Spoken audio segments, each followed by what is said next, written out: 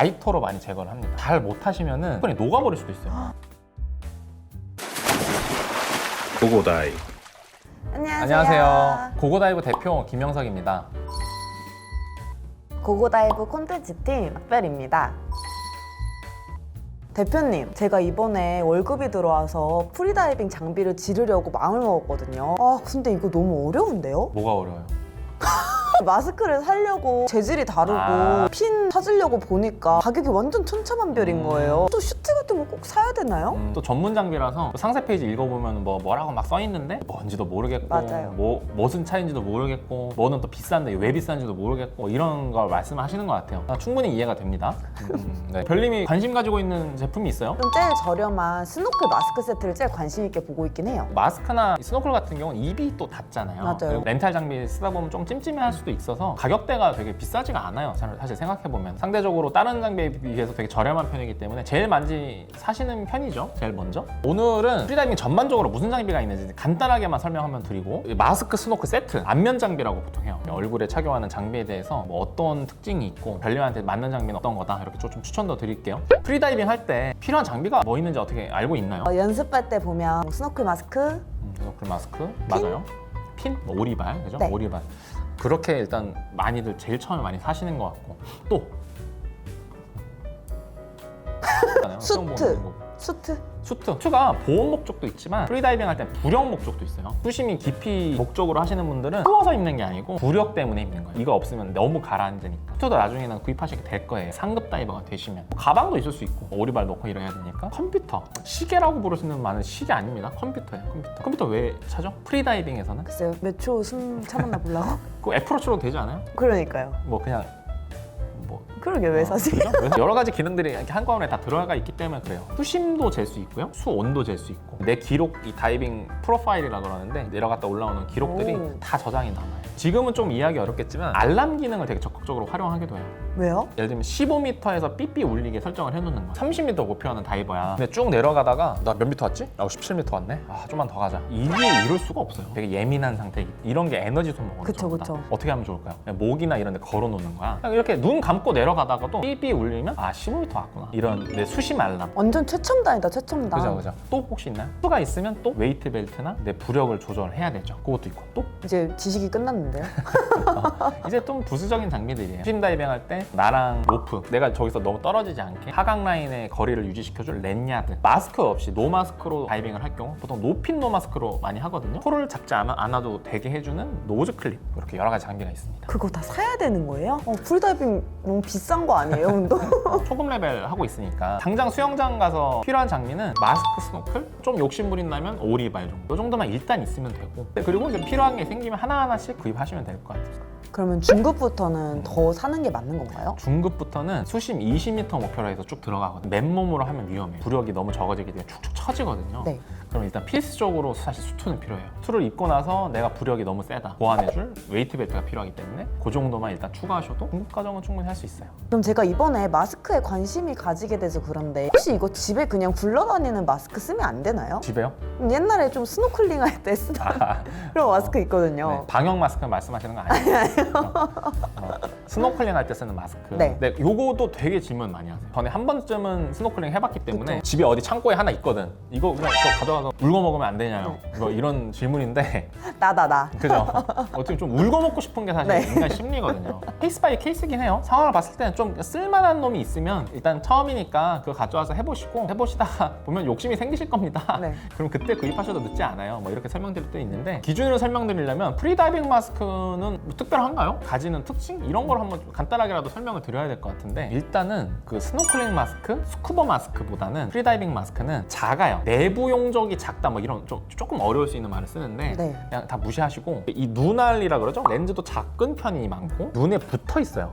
이런 식으로. 스쿠버 마스크는 이렇게 좀 떨어져 있고 렌즈가 큰 경우도 많아요. 왜죠? 이거는 그 성격이에요. 스포츠 성격. 스쿠버는 관광에 가까우니까 넓게 보는 시야가 중요한 거예요. 굉장히 또렷해야 되고, 유리로 된 렌즈를 많이 쓰고요. 강화 유리로 된. 이게 되게 넓게 되어 있는 것들이 많아요. 근데 프리다이빙은 어떻죠? 스쿠버보다는 컴페티션, 그러니까 스포츠에 가깝죠. 그래서 이게 너무 크면 어떨까요? 가려고 할 때 물의 저항을 또 많이 받겠죠. 흔들리거나 이런 느낌을 실제로 많이 받아요. 크면 너무 크. 마스크 압착 들어보셨어요? 마스크 압착? 내려갈 때 이렇게 눌려서 아픈 거예요. 정답입니다. 내려갈 때 수압에 의해서 여기가 이제 공기 공간이 줄어들면서 이제 불편함을 느끼잖아요. 눈알이 좀 튀어나올 것 같다거나 여기가 쪼이는 느낌? 그게 이 마스크 용적이 넓을수록 더 심해. 그래서 마스크 용적이 작으면 좀 유리한 거야. 그 이퀄라이징 할 때도 공기가 조금밖에 안 들고, 마스크가 크면 공기를 많이 불어넣어줘야 되는. 그래서 여러모로 이 내부 용적이 작은 마스크를 선호하게 됩니다. 사야겠네요. 그래서 보통 스노클링 마스크는 엄청 크거든요. 맞아요. 왕따실만한데, 그러니까 뭐 첫 강의 때는 어떻게 막 꾸역꾸역 쓸 수도 있는데 써보면 엄청 불편하실 거예요. 네. 근데 제가 사려고 보니까 유리? 플라스틱? 좀 또 이상한 기준들이 또 이렇게 있더라고요. 이건 또 뭐가 다를까요? 그럴 줄 알고 준비를 했죠. 준비하셨군요. 네, 좀 했죠. 짜잔! 짜잔! 먼저 한번 설명 보시면은 크게 플라스틱 마스크, 강화 유리로 된 유리 마스크 볼 수 있어요. 프리다이빙 마스크를 분류하자면 크게 이렇게 볼 수 있을 것 같아요. 그리고 여기 스노클 이런 거는 있고요. 플라스틱 마스크부터 볼까요? 네. 일단 특징이 여기 아래에서 한번 보세요. 아래에서. 얘 얘는 좀 이렇게 곡선? 맞아요.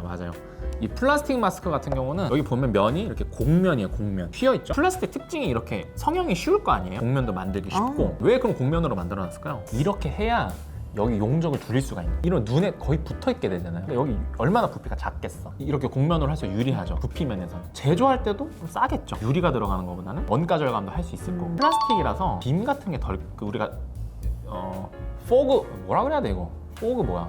김서림. 김서림이라고 해요. 영어가 더 편하신가 봐요. 포그.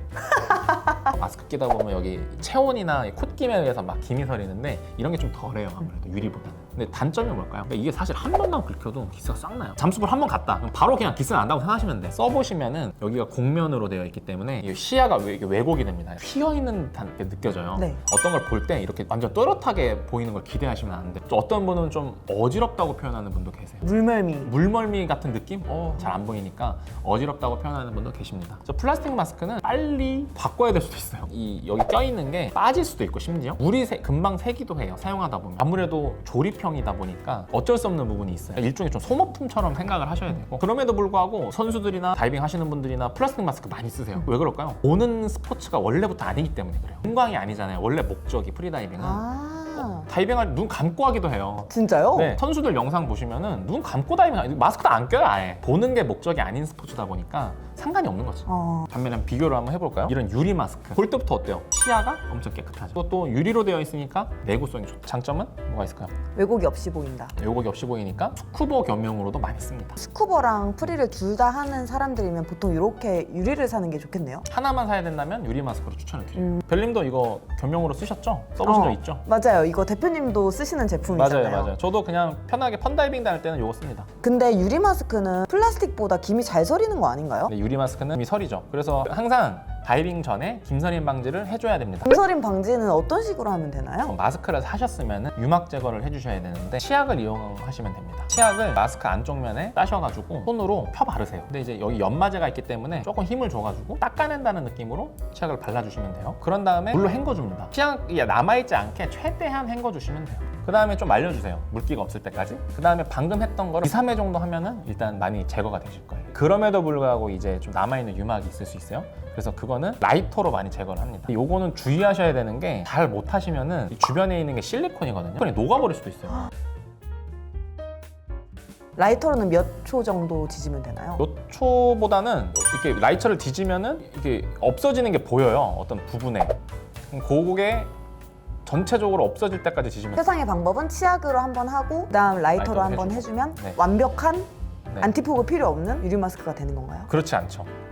그래도 김이 또 낄 수도 있어요. 이제 아무리 유막 제거를 해준다고 해도 사용 중에 계속 우리 피지라든가 이런 기름 성분이 여기 붓기도 붓고, 지금 우리가 한 거는 안티포그가 아니고 유막 제거예요. 그러니까 구분을 좀 해야 돼요. 그러면 안티포그랑 유막 제거랑 차이는 뭔가요? 유막 제거는 우리가 공장에서 처음 마스크를 사면 여기 기름기가 껴있으니까 제거해주는 개념이라고 생각하시면 되고, 그 이후에 이제 안티포그는 다이빙하기 직전에 항상 해줘야 된다고 생각을 하시면 돼요. 유막 제거는 샀을 때 또는 가끔 기름기가 또 다시 낄 수 있으니까 이게 차이가 있죠. 그러면은 안티포그는 어떻게 뿌리면 될까요? 안티포그 액이 있어요. 시중에서 판매하는. 그러니까 세제 성분인데 네. 그거를 뿌려서 이렇게 면에다가 발라주시면 되고, 가끔은 뭐 해외 갔다 그럼 액이 항상 있는 게 아니에요. 급하다. 그럼 어떻게 해야 될까요?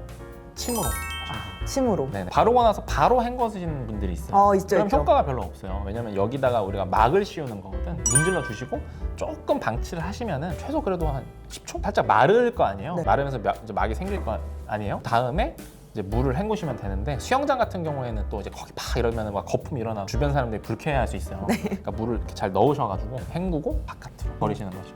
수영장 매너 팁이네요. 그렇죠. 배운 사람들이니까. 그렇죠. 고고다이브에서 배웠으니까. 유리 마스크도 플라스틱 마스크도 각자의 장단점이 있는데요. 그다음 내가 이거 정말 현실적으로 살 때 가장 고려해야 될 점은 무엇일까요? 일단 첫 번째로 고민해봐야 될 거는 사용 목적이에요. 목적. 내가 스쿠버용으로 쓸 건가? 아니면 겸용으로 쓸 건가? 아니면 프리용으로 쓸 건가? 두 번째로는 왜곡이에요. 플라스틱 마스크 같은 경우 왜곡가 있고 유리 마스크는 왜곡이 없기 때문에 이런 거에 내가 얼마나 민감한지 좀 고민해보시면 될 것 같고, 가장 중요한 거는 사진이나 이런 데 대문짝만하게 나오는 거기 때문에 디자인이네, 디자인. 색상이나 그런 디자인이 마음에 드는지 이런 걸 위주로 보시면 될 것 같아요. 가격대 같은 경우도 크게 차이가 많이 나지 않아요. 싼 거는 요즘에 3만 원대, 비싸봐야 한 7만 원대면 충분히 좋은 제품 구입할 수 있기 때문에 이제 마지막으로 이거 어떻게 관리하면 될까요? 이왕 산 거 좀 오래 쓰고 싶은데. 일단 수영장에 락스나 이렇게 화학물질들이 좀 있잖아요. 그 상태로 두면은 쉽게 상하기도 하고, 습한 곳에 두면 거기 이제 세균이나 곰팡이나 이런 게 증식할 수 있어요. 다 쓰고 나셨으면 이런 안면 장비들은 수돗물에 깨끗하게 씻으시고 잘 말리시면 됩니다. 말리실 때도 직사광선 닿는 곳에 말리시면은 쉽게 여기 실리콘 성분이나 이런 게 삭을 수 있으니까 없는 곳에 말리시면 됩니다. 이거 어떻게 말리시나요, 보통? 그냥 말리는데? 팁 없어요? 나는 그냥 말리는데.